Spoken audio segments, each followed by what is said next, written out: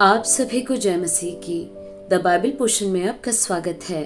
हमारा आज का वचन है रूत की पुस्तक 4 अध्याय। तब बोअज फाटक के पास जाकर बैठ गया और जिस छुड़ाने वाले कुटुंब की चर्चा बोअज ने की थी वह भी आ गया। तब बोअज ने कहा, हे मित्र, इधर आकर यहीं बैठ जा। तो वह उधर जाकर बैठ गया। तब उसने नगर के 10 वृद्ध लोगों को बुलाकर कहा, यहाँ बैठ जाओ। वे भी बैठ गए।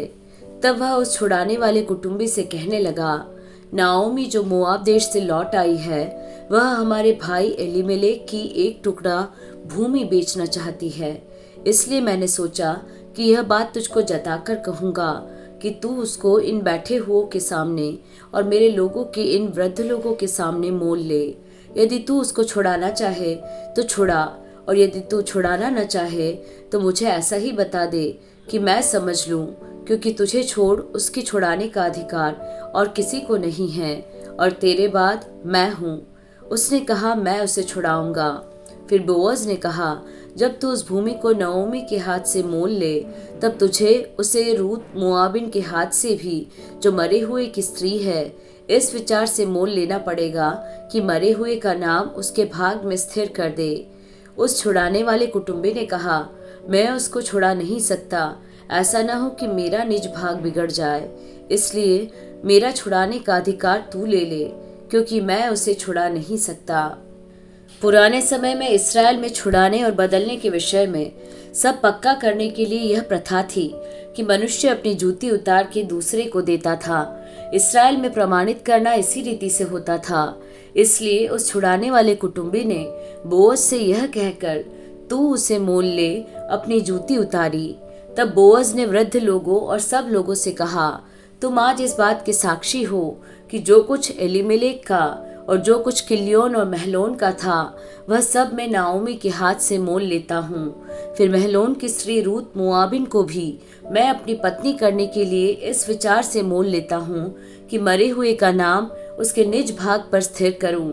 कहीं ऐसा न हो कि मरे हुए का नाम उसके भाइयों में से और उसके स्थान के फाटक से मिट जाए। तुम लोग आज साक्षी ठहरे हो। तब फाटक के पास जितने लोग थे उन्होंने और वृद्ध लोगों ने कहा, हम साक्षी हैं। यह जो स्त्री तेरे घर में आती है, उसको यहोवा इस्राएल के घराने की 2 उपजाने वाली राहेल और लिया के समान करे, और तू एप्राता में वीरता करे, और बैतलहम में तेरा नाम बड़ा हो।